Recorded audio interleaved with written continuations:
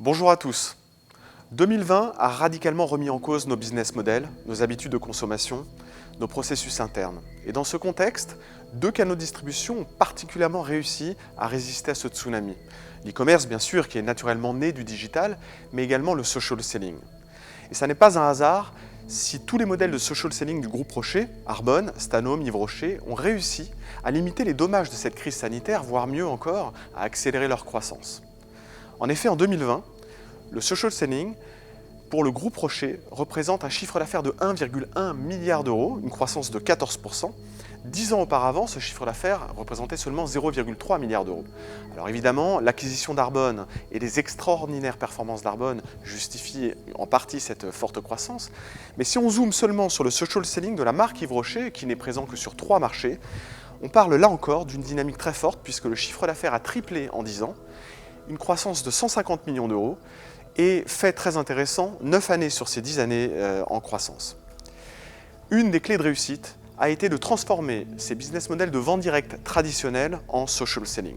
Alors, essayons d'analyser ensemble pourquoi ce canal de distribution a cette capacité à résister à toutes les crises et quel est surtout son potentiel pour le futur. Pour résumer, le social selling a 3 points de force très majeurs. Le premier, c'est une résilience exceptionnelle et le fait d'être furieusement en phase avec les codes de la société. Si on prend un petit peu de recul, c'est un canal de distribution qui a réussi à résister à toutes les crises depuis sa création il y a 100 ans. Création faite entre la pandémie de grippe espagnole et la grande crise de 1929, ça nous rappellera quelque chose. Cette possibilité de résister à toutes les crises, cette résilience, elle est nourrie par 5 facteurs principaux. Le premier, c'est l'inclusivité. Le social selling permet de recruter sans barrière à l'entrée. Tout type d'âge, tout type d'expérience, toute minorité. Mieux encore, dans le cadre d'Yves Rocher, dans son social selling, aucun investissement pour démarrer son activité. Quelle entreprise en 2021 peut se vanter de recruter des jeunes sans diplôme, des personnes de plus de 60 ans, des jeunes mamans qui décident de travailler à temps choisi en toute autonomie? Le deuxième facteur qui nourrit cette grande résilience, c'est très clairement la capacité de donner des opportunités de carrière sur mesure, dans un état d'esprit très auto-entrepreneurial. Cette capacité de dire à chaque personne qui démarre son activité avec nous, vous pouvez travailler à temps choisi comme vous le voulez. Je travaille plus, je gagne plus. Tout cela permet de créer des extraordinaires success stories de personnes qui ont des réussites fulgurantes, authentiques, incarnées par ces personnes et qui donnent envie également au reste de la communauté.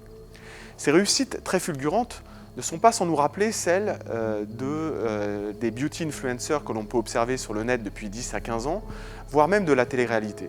C'est en phase avec les codes de la société, puisqu'aujourd'hui les jeunes générations n'ont pas tellement envie de construire des plans de carrière sur 20 ans. Le troisième facteur clé qui permet de nourrir cette résilience, c'est l'appartenance à une communauté. Et Dieu sait comme on en a encore plus besoin après l'année qu'on vient de vivre.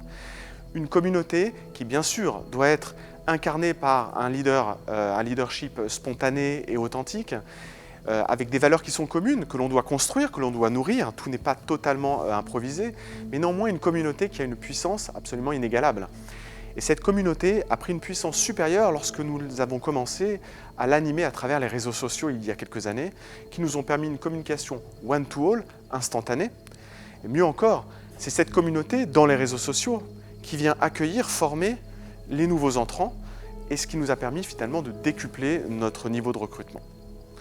Le quatrième facteur qui permet de nourrir cette résilience, est probablement le plus important, c'est une love brand. Toute la passion de la force de vente, elle est autour de la marque. Toutes les incentives sont recentrées sur la marque. Je dirais sans humilité qu'il n'y a pas une société de social selling dans les cosmétiques au monde qui puisse s'appuyer sur une marque aussi forte que la nôtre et avec des racines aussi authentiques. C'est un avantage compétitif énorme que nous avons et nous ne sommes présents aujourd'hui que sur 3 marchés.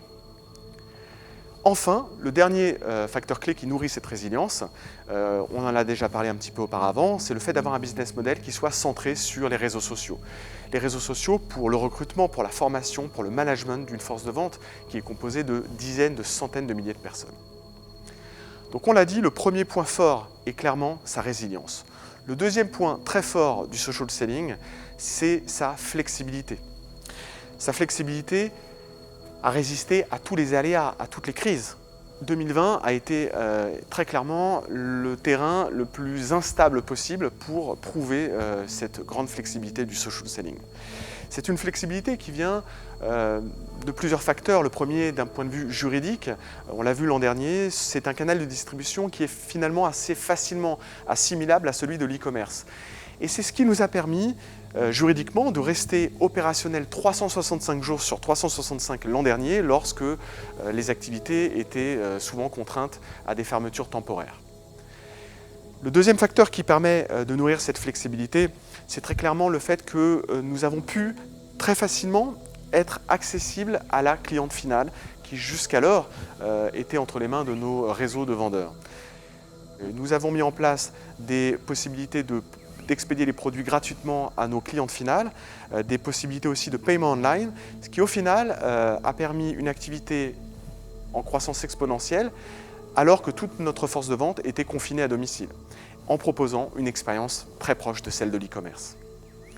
Et enfin, quelque chose qui est très important pour nourrir la flexibilité de ce canal de distribution, je dirais pour nourrir plutôt sa transformation, c'est l'intelligence collective au service d'une innovation et d'un plan de transformation continu.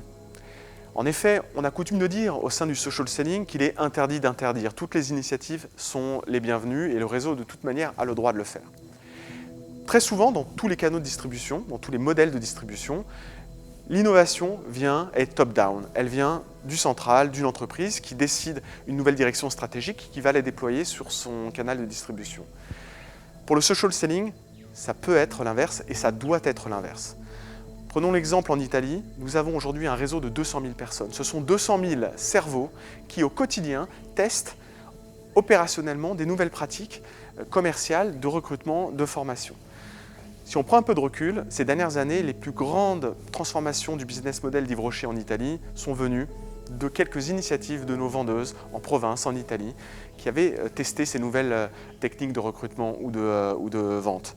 Et quelque part, le seul mérite de l'entreprise a été celui d'observer avec attention, avec bienveillance et sans ego ces nouvelles pratiques, et surtout derrière, de savoir les industrialiser, d'en garantir la bonne exécution sur des dizaines, des centaines de milliers de vendeurs, afin qu'on puisse en récolter les fruits de la croissance rapidement.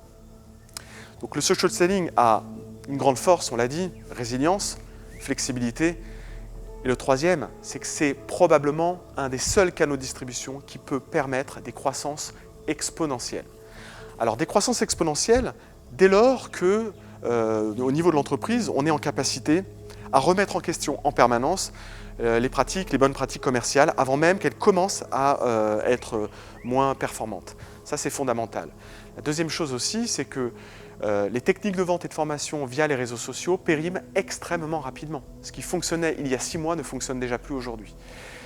Notre force de vente, 200 000 personnes en Italie par exemple, ne sont pas salariés. Donc il y a une forme de volatilité de la force de vente. Il est fondamental de savoir en permanence les surprendre et également les nourrir en termes d'innovation.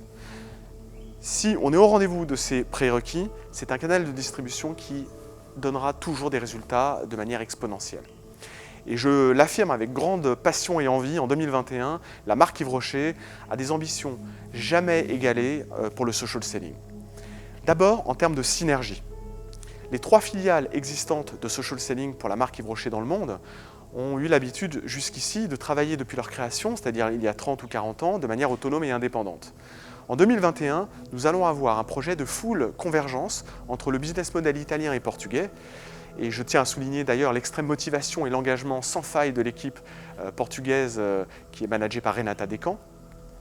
Des synergies également avec la filiale d'Yves Rocher au Mexique, qui est en train de mener un plan de transformation extraordinaire, très ambitieux, très rapide, pour justement passer d'un modèle de vente directe traditionnel à un modèle de social selling, et donc sous l'égide de l'équipe de Liliana Rodriguez. Grande ambition en 2021 pour le social selling pour la marque Yves Rocher également, en termes d'expansion géographique. On l'a dit, aujourd'hui la marque n'est présente que sur 3 marchés. Pierre-Alexandre Chenel et son équipe thaïlandaise va lancer dans quelques jours les premières facturations de social selling en Thaïlande. C'est un projet extrêmement excitant qui a été préparé avec soin depuis plus de 2 ans et qui surtout nous donne des espoirs fabuleux de développement de la marque pour ce canal-là dans les prochaines années. Et enfin, Pour illustrer cette très grande ambition 2021 pour le social selling de la marque Yves Rocher, nous allons lancer des investissements historiques dans les technologies. C'est un facteur clé pour pouvoir rendre nos business models encore plus puissants et encore plus avant-gardistes.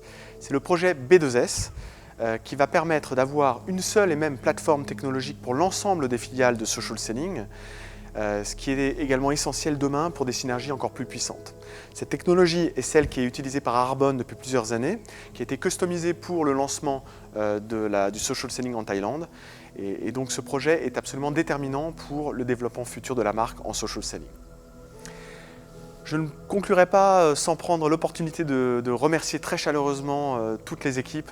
Évidemment, Max s'apporta en premier lieu et puis toutes les équipes social selling qui ont travaillé d'arrache-pied toute l'année 2020 car ça a été une année extrêmement exigeante sans aucun répit et surtout parce que tout ce que je vous ai dit précédemment n'aurait pas généré un seul euro de chiffre d'affaires additionnel si nous n'avions pas eu des équipes extrêmement engagées et surtout unies dans une même et seule direction.